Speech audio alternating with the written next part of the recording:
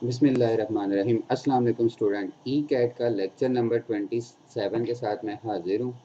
आज हम first year की बुक का चैप्टर नंबर 7 स्टार्ट करने जा रहे हैं। इसमें एक्सरसाइज 7.1 से 7.4 हम कवर करेंगे जी।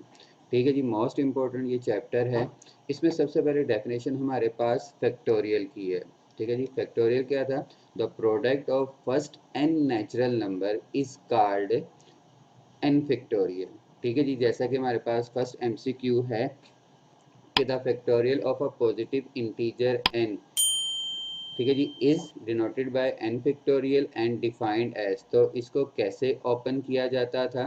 जैसे कि हमारे पास इसका आंसर डी ऑप्शन है, n into N minus one into N minus two into N minus three और अप टू सोन। ठीक है जी, एंड वन पे होता था और वन से पहले टू थ्री आता था। ठीक है जी, जैसे कि एन का फैक्टोरियल क्या हमारे पास होगा, N factorial is equal to N into N minus one N minus two N minus three और up to so on three two one हो जाएगा। इसी तरह सेकंड एमसीक्यू भी हमारे पास एन फैक्टोरियल से ही रिलेटेड है। The factorial of a positive integer n is, तो इसमें से A option, B, D, C या डी क्या ऑप्शन होगी?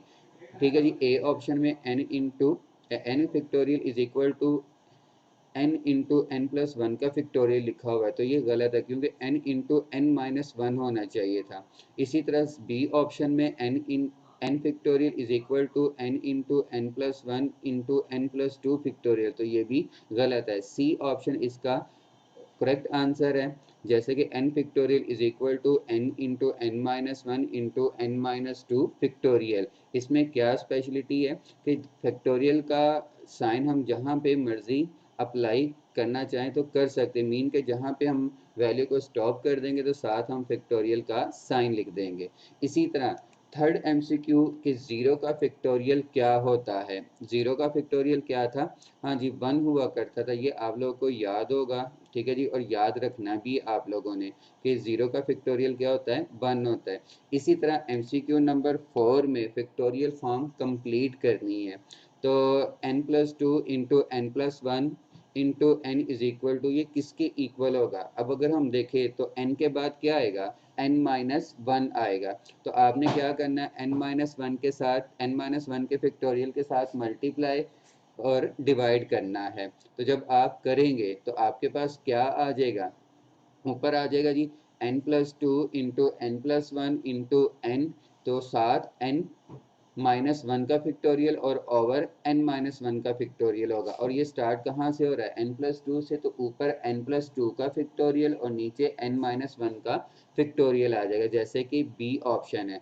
एमसीक्यू नंबर 5 भी एमसीक्यू नंबर 4 की तरह ही है, बस उसका रेसिप्रोकल है। ठीक है जी, n plus two into n plus one into n लिखा हुआ है, तो n के बाद क्या आएगा? n माइनस वन का फैक्टोरियल आएगा। तो आपने इसमें भी n माइनस वन के फैक्टोरियल के साथ मल्टीप्लाई और डिवाइड कर दिया। तो जब आप इसको मल्टीप्लाई और डिवाइड करोगे तो आपके पास जैसे कि बी ऑप्शन में है क्या? n माइनस वन का फैक्टोरियल और ओवर n प्लस टू का फैक्टोरियल आ जाएगा जी। एमसीक्यू नंबर 6 हमारे पास है, कहते हैं जी इफ n प्लस टू का factorial is equal to 12 into 11 into n का फैक्टोरियल है, then the value of n क्या होगी जी? ए ऑप्शन, बी, सी के डी। चलिए जी, इसका सोल्यूशन हम देखते हैं। हमारे पास गिवन था n प्लस टू का factorial is equal to 12 into 11 into n का फैक्टोरियल। ठीक है जी, तो आपने क्या किया? n प्लस टू का फैक्टोरियल को ओपन कर दिया। जब आप इसको ओपन करोगे तो क्या आएगा? n plus two into n plus one into n का फैक्टोरियल। बोथ साइड से क्या होगा कि n फैक्टोरियल के साथ कैंसिल हो जाएगा। कैंसिल किया तो हमारे पास फिर क्या बचेगा? n plus two into n plus one और इज इक्वल टू 12 इंटू 11 आ जाएगा जी। ओके, अब यहाँ पे मेरे पास क्या है? टू फैक्टर्स हैं। ठीक है, और ये कंजक्टिव फैक्टर्स है और राइट साइड पे भी मेरे पास टू वैल्यूज की प्रोडक्ट है। तो आपने क्या करना है कि फर्स्ट फैक्टर को फर्स्ट वैल्यू के इक्वल कर देना है और सेकंड फैक्टर को सेकंड वैल्यू के इक्वल कर देना है। जब आप n+2 को 12 के इक्वल करेंगे, जैसे कि n+2 इज इक्वल टू 12 है, तो 2 राइट पे आकर माइनस हो जाएगा 12 में से, तो n की वैल्यू कितनी आ जाएगी, 10 आ जाएगी। इसी तरह अगर आप n+1 को 11 के इक्वल करें तो 1 11 में से माइनस होगा तो 10 रह जाएगा, तो n की वैल्यू दोनों केसेस में 10 आता है, तो यही आपका आंसर होगा जी।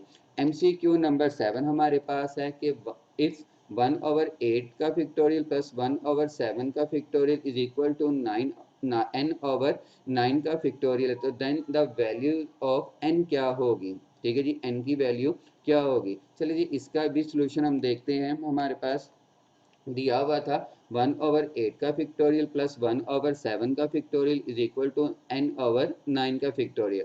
9 का फैक्टोरियल डिवाइड हो रहा है तो लेफ्ट पे जाकर मल्टीप्लाई होगा। ठीक है, तो हमारे पास क्या बनेगा, n is equal to 9 factorial over 8 factorial और प्लस 9 फैक्टोरियल ओवर 7 फैक्टोरियल। 9 का फैक्टोरियल आप ओपन करेंगे जी 8 तक, तो ओपन किया, और दूसरी वैल्यू में आपने 9 का फैक्टोरियल ओपन करना है 7 तक, तो 9 इंटू 8 इंटू 7 का फैक्टोरियल हो जाएगा। 8 फैक्टोरियल के साथ कैंसिल हो जाएगा, इसी तरह 7 फैक्टोरियल 7 के साथ कैंसिल हो जाएगा। 8 को 8 के साथ किया तो बाकी बचा हमारे पास 9। ठीक है जी, और इसमें से 7 कैंसिल हो जाएगा तो हमारे पास 9 इंटू 8 बच जाएगा, और 9 इंटू 8 कितना होता था 72, और 72 प्लस 9 कितना हो जाएगा 81, तो आपका आंसर 81 आ गया, जैसे कि हमारे पास बी ऑप्शन है। MCQ नंबर, ठीक है जी, 8, ये आप लोगों ने खुद ट्राई करना है। क्या है कि कहते हैं इफ n+1 का फैक्टोरियल ओवर n+2 का फैक्टोरियल इज इक्वल टू 0.2 है, तो then the value of n क्या होगी। हिंट इसके लिए ये कि न्यूमरेटर का फैक्टोरियल बड़ा है कि डिनोमिनेटर का। ठीक है जी, डिनोमिनेटर का बड़ा है तो n+2 के फैक्टोरियल को आपने ओपन करना है। ठीक है, कहाँ तक, n+1 तक, बाकी फिर ये पॉइंट में तो इसका पॉइंट आप लोग इग्नोर कर दे, यानी फ्रैक्शन में कन्वर्ट कर दें, जैसे कि 2/10 यानी 1/5, फिर क्रॉस मल्टीप्लाई कीजिएगा, देखिए क्या आंसर आता है। अच्छा जी, MCQ नंबर 9, ठीक है जी, कहते हैं जी equation n factorial minus n minus 1 का factorial is equal to 4 holds for n is equal to किस वैल्यू के लिए होगा जी, 1 2 3 4 के लिए।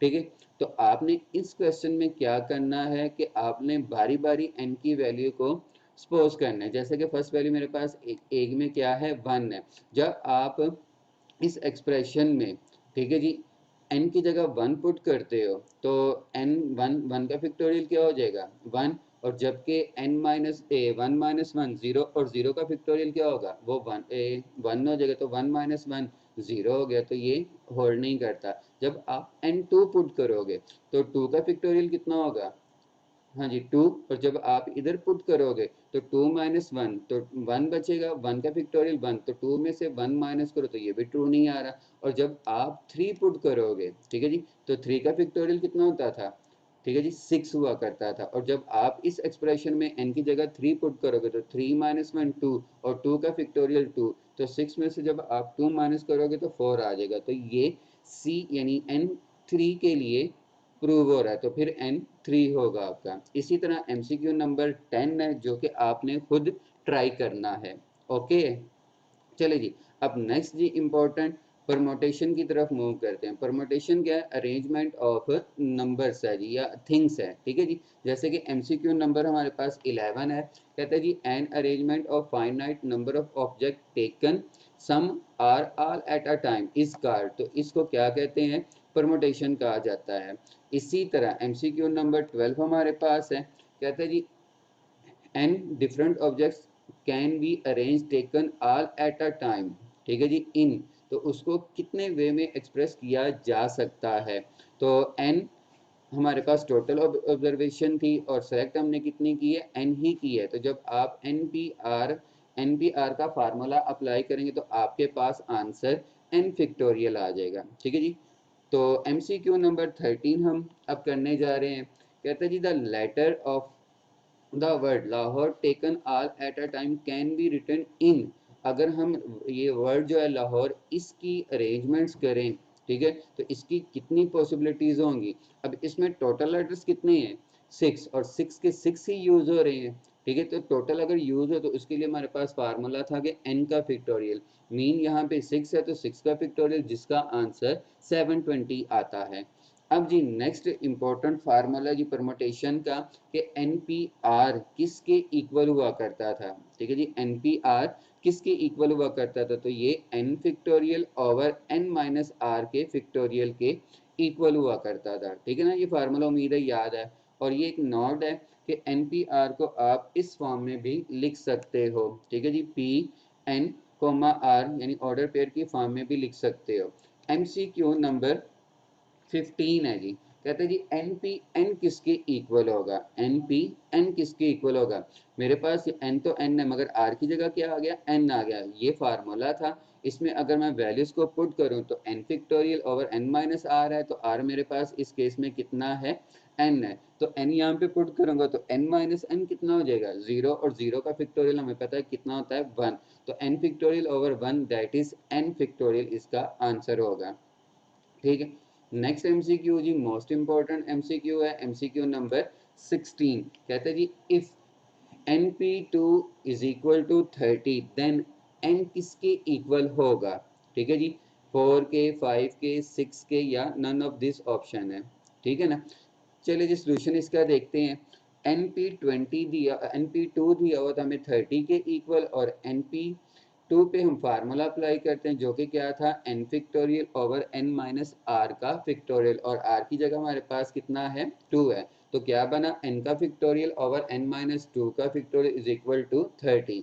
तो अब लेफ्ट हैंड साइड पे हम सॉल्व करते हैं, तो n फिक्टोरियल पर आगे n माइनस 2 का फिक्टोरियल, n फिक्टोरियल ज़ाहिर है बड़ा है, तो इसको आप ओपन करोगे n माइनस 2 तक, तो क्या बनेगा, n into N minus one और इंटू एन माइनस 2 का फिक्टोरियल ओवर n माइनस 2 का फैक्टोरियल। ये सेम वैल्यूज हैं तो आपस में कैंसिल हो जाएंगे, तो बाकी हमारे पास n into N minus one बच गया। अब इसको सॉल्व करने के हमारे पास एक्सप्रेशन को टू मेथड्स हैं, और एक तो ये कि आप n को मल्टीप्लाई करके और 30 को लेफ्ट पे लाकर माइनस करके ये क्वाड्रेटिक इक्वेशन बन जाएगी, जिसकी फैक्टराइजेशन करके आपके पास आंसर आ सकता है। मगर इससे इजी वे ये कि यहाँ पे लेफ्ट पे आप गौर करें, तो यहाँ पे कितनी वैल्यूज हैं, 2 हैं, और दोनों कंजक्टिव है, तो 30 को आप कंजक्टिव वैल्यूज की प्रोडक्ट में लिख सकते हैं जी, बिल्कुल लिख सकते हैं, जैसे कि 6 इंटू 5। ठीक है, तो फर्स्ट टर्म को फर्स्ट वैल्यू के इक्वल किया तो n कितना आ जाएगा, 6, और अगर आप सेकंड को इक्वल करते हैं तो n minus one is equal to 5 minus one,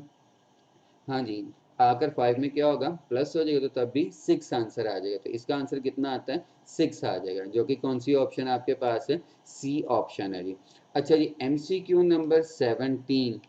ठीक है जी, कहता है जी NP4 ratio n minus one P3 अगर इज इक्वल टू 9 रेशो 1 हो, तो देन वैल्यू ऑफ n क्या होगी।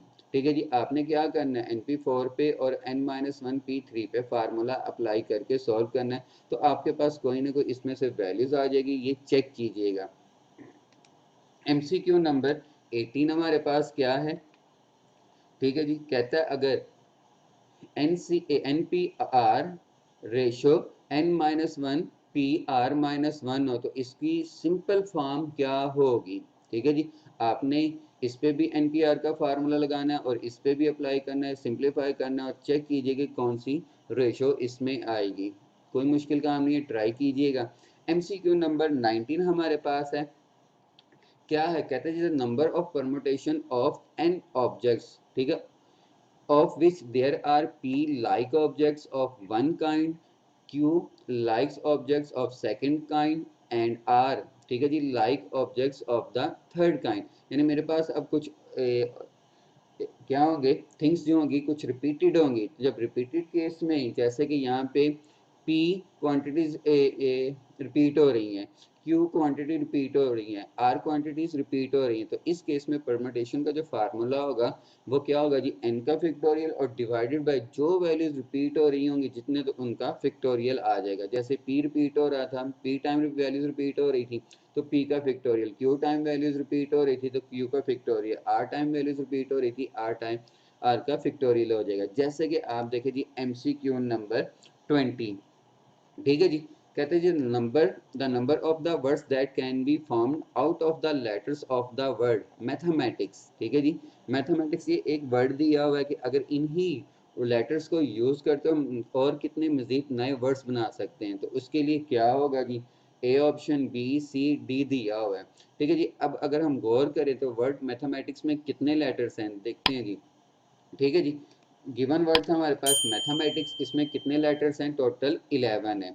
और अगर हम इसमें देखें तो लेटर एम रिपीट हो रहा है कितनी दफ़ा, 2 टाइम, और साथ लेटर ए रिपीट हो रहा है कितनी दफ़ा, 2 टाइम, और साथ टी भी रिपीट हो रहा है वो भी 2 टाइम, जबकि एच नहीं रिपीट हो रहा है, ई भी नहीं रिपीट हो रहा है, एम ऑलरेडी हो गया, ए भी हो गया, टी आई भी नहीं रिपीट हो रहा है। जो भी लेटर रिपीट होगा हम उसको लिखेंगे।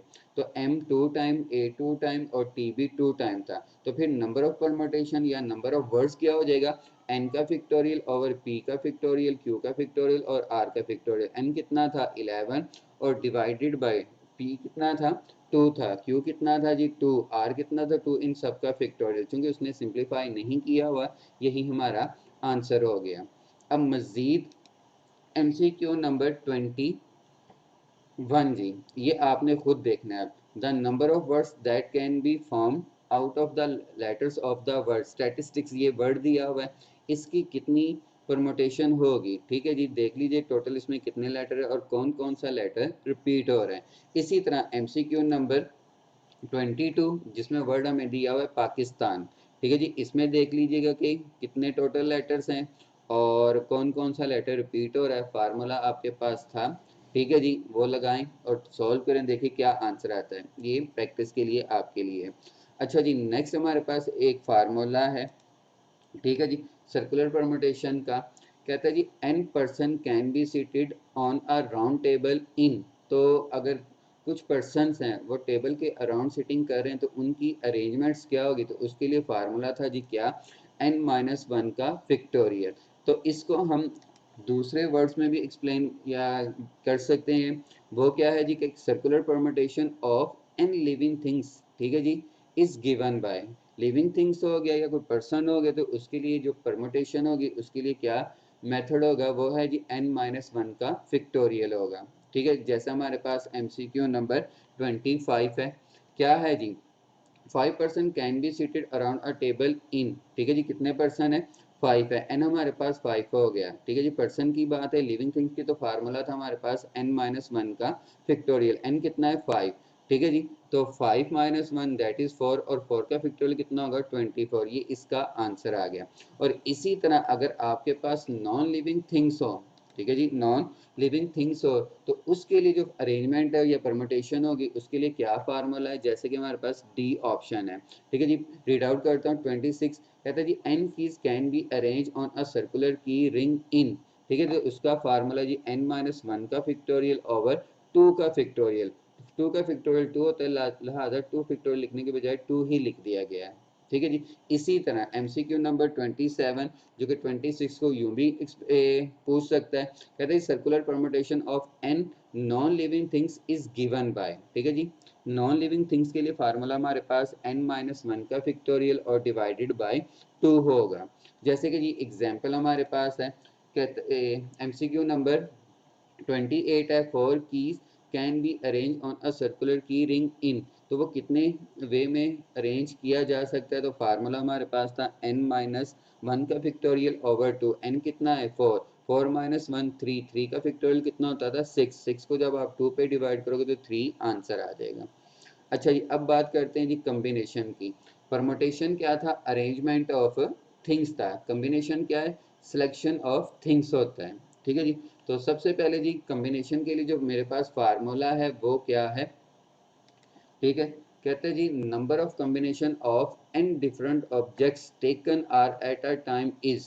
तो ये कॉम्बिनेशन के लिए क्या यूज करते थे, एनसीआर, और इसको आप एनसीआर ये बी ऑप्शन में जो लिखा है इस तरह भी लिख सकते हो और सी में जो लिखा हुआ है इस तरह भी आप कॉम्बिनेशन को रिप्रेजेंट कर सकते हो। तो ये सभी एनसीआर ही रीड आउट होते हैं, तो ये तमाम के तमाम कॉम्बिनेशन की प्रेजेंटेशन है। ठीक है, और एमसीक्यू नंबर 30 में एनसीआर किसके इक्वल हुआ करता था, यानी एनसीआर का क्या फार्मूला हुआ करता, तो याद है आपको क्या हुआ करता था, एन का फिक्टोरियल ओवर n-r का फिक्टोरियल और साथ r का फिक्टोरियल आ जाया करता था, जैसे कि डी ऑप्शन हमारे पास। तो एनसीआर का formula n factorial over n minus r का फैक्टोरियल आर फैक्टोरियल हो गया। ठीक है जी, तो ये फार्मूला था। और एमसीक्यू नंबर 31 में, ठीक है जी, n plus one C r ये किसके इक्वल होगा? अगर आप ये फार्मूला अप्लाई करें तो n की जगह क्या आ चुका है हमारे पास? n प्लस वन आ चुका है बस। तो ऊपर क्या होगा? n प्लस वन का फैक्टोरियल और नीचे n plus one minus r का फैक्टोरियल और साथ आर फैक्टोरियल, जैसे कि जी बी ऑप्शन है। ओके है ना? n प्लस वन का factorial over n plus one minus r का फैक्टोरियल और आर फैक्टोरियल आ गया। एमसीक्यू नंबर 32 हमारे पास है, क्या है जी? n minus one C r किसके इक्वल होगा? ठीक है जी, ये किसके इक्वल होगा? आप फार्मूला अप्लाई करें और चेक करें क्या कि डी ऑप्शन आती है कि नहीं आती। इसी तरह एमसीक्यू नंबर 33 भी ट्राई करना है आप लोगों ने और चेक कीजिए कि इनमें से कौन सी ऑप्शन होगी, ए बी सी के डी। अब जी एमसीक्यू नंबर 34, ठीक है जी, कहता है NC4 किसके इक्वल होगा? ए बी सी के डी। हाँ जी, फार्मूला हमारे पास क्या था? n का factorial over n minus r का फैक्टोरियल और r की जगह कितना आ गया? 4। तो जब मैं फार्मूले में लगाऊंगा, ठीक है जी, n का फैक्टोरियल ओवर n माइनस 4 का फैक्टोरियल, तो आपने क्या करना है फिर? n फैक्टोरियल को ओपन करना होगा। ठीक है ना? मेरे पास है n का factorial over n minus r का फैक्टोरियल, साथ r की जगह कितना आ जाएगा? 4, और 4 यानी n माइनस फोर का फैक्टोरियल और 4 फैक्टोरियल आ जाएगा। तो n वैल्यू बड़ी है, n फैक्टर की वैल्यू बड़ी है, तो आपने n फैक्टोरियल को ओपन करना है कहाँ तक? 4 तक। जब आप 4 तक ओपन करोगे तो 4 4 के साथ तो क्या होगा? कैंसिल हो जाएगा। तो इसका मतलब यहाँ पे जो ए ऑप्शन है वो है। अच्छा जी, अब MCQ number 35 most important MCQ है। कहता है if NC5 is equal to NC4 हो then value of n is, तो n की वैल्यू क्या होगी? 1 होगी, 4 होगी, 5 होगी या 9 होगी। ठीक है जी, हमारे पास है NC5 is equal to NC4। अगर NC5 पे फार्मूला अप्लाई करें तो क्या होगा? n का factorial over n minus five का फैक्टोरियल और 5 फैक्टोरियल, और NC4 पे अप्लाई करें तो n का factorial over n minus four का फैक्टोरियल और 4 फैक्टोरियल हो जाएगा। क्रॉस मल्टीप्लाई करें तो मेरे पास एक्सप्रेशन ये आ गया, बोथ साइड n फैक्टोरियल के साथ कैंसिल हो गया। तो n माइनस फोर का factorial 4 factorial is equal to n minus five का फैक्टोरियल 5 फैक्टोरियल बचता है। तो n माइनस फोर बढ़ा के n minus five, n minus four, तो इसको आपने एक्सपेंड करना है, तो n minus four into n minus five का फैक्टोरियल आ जाएगा। और नंबर में हमारे पास 4 है और 5 का फैक्टोरियल है, तो 5 को हम ओपन कर देंगे। ठीक है जी, तो n minus five n minus five के साथ कैंसिल, 4 का फैक्टोरियल 4 के फैक्टोरियल के साथ कैंसिल, तो अब n minus four is equal to 5 रह जाएगा। ठीक है, तो n कितना आ गया? 9 आ गया। इसका सेकंड मेथड जो कि मोस्ट इम्पोर्टेंट और इजी भी है, ठीक है जी, गिवन था हमारे पास एक फार्मूला है कि NCR जो होता है वो किसके इक्वल होता है? NC n माइनस आर के इक्वल होता है। यानी आप NCR को n माइनस आर भी लिख सकते हो। ठीक है ना? लिख सकते हैं। जैसे कि मेरे पास एक्सप्रेशन था, ये क्वेश्चन था NC5 is equal to NC4, तो आप दोनों में से किसी एक पर ये प्रॉपर्टी या फार्मूला अप्लाई कर सकते हैं। जैसे कि यहाँ पे फर्स्ट पे किया तो n C n minus four five कर दिया। ठीक है जी, ओके है, एन सी फोर राइट पे जो था वो एज इट इज रहा। ओके है, तो अब आपने क्या करना है? हमारे पास क्या था? N C n minus five is equal to n C four है, तो ऊपर वाली वैल्यूज आपस में इक्वल है, तो इस केस में नीचे वाली वैल्यूज को हम इक्वल कर देते हैं। यानी n माइनस फाइव जो है वो किसके इक्वल होगा? 4 की इक्वल होगा। ठीक है, n माइनस फाइव किसके इक्वल होगा? 4, और 5 माइनस का वो 4 में प्लस हो जाएगा, तो आपके पास आंसर 9 आ जाएगा, जैसे कि फर्स्ट केस में था। ओके है ना? फर्स्ट केस में जो आंसर था, तो आप इस एक्सप्रेशन को यहाँ पे ऐड कर दें। ठीक है, n minus five is equal to क्या होगा? Sorry, n minus five is equal to क्या होगा? n माइनस, यहाँ पे नहीं बन रहा, इसको हम करते हैं जी n माइनस फाइव,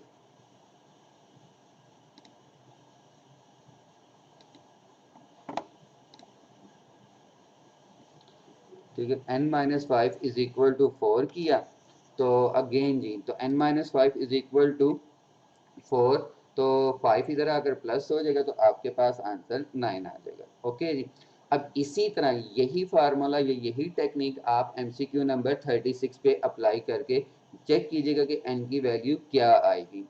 ठीक है जी। इसी तरह MCQ नंबर 37, ठीक है, ये भी आप ट्राई कीजिएगा कि किसके इक्वल इसकी वैल्यू आएगी। अच्छा जी, अब नेक्स्ट मोस्ट इम्पोर्टेंट फार्मूला के कॉम्बिनेशंस का सम कैसे किया जाता था। ठीक है ना, मेरे पास एक्सप्रेशन है जी NCR प्लस NCR माइनस 1 है, तो इन दोनों को ऐड करने का क्या मेथड था। कॉम्बिनेशन में याद रखिएगा कि हमेशा अप वैल्यू जो होती है या ऊपर वाली जो वैल्यूज होंगी वो सेम होगी और नीचे जो बेस में होंगी, ठीक है, उनमें सिर्फ 1 का ही डिफरेंस होगा।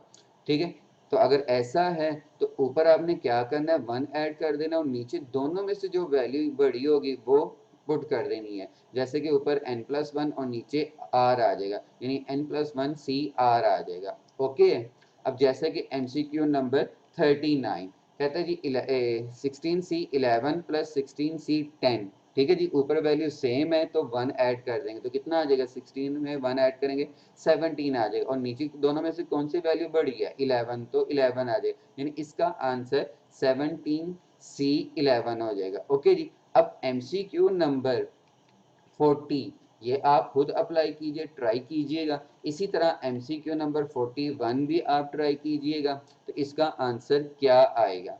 अच्छा जी, MCQ नंबर 42 कहता है जी NCR R फैक्टोरियल किसके इक्वल होगा। ठीक है जी, NCR का क्या फार्मूला था, n का factorial over n minus r का फैक्टोरियल और r का फैक्टोरियल, ये r का फैक्टोरियल r फैक्टोरियल के साथ कैंसिल हो जाएगा, तो क्या बचेगा, n factorial over n minus r का फैक्टोरियल, जो कि परमुटेशन का फार्मूला था। अच्छा जी, नेक्स्ट इंपॉर्टेंट जी बात, पहले तो हमने देखा कि सम के लिए क्या था, ठीक है ना, सम के लिए क्या था। अब अगर डिफरेंस आ जाए, ठीक है जी, डिफरेंस आ जाए तो तब क्या होगा। जब डिफरेंस आ जाए तो आपने क्या करना है, टॉप में से जो छोटी वैल्यू होगी वो लेनी होगी और बॉटम में जो छोटी बड़ी वैल्यू होगी वो लेनी होगी।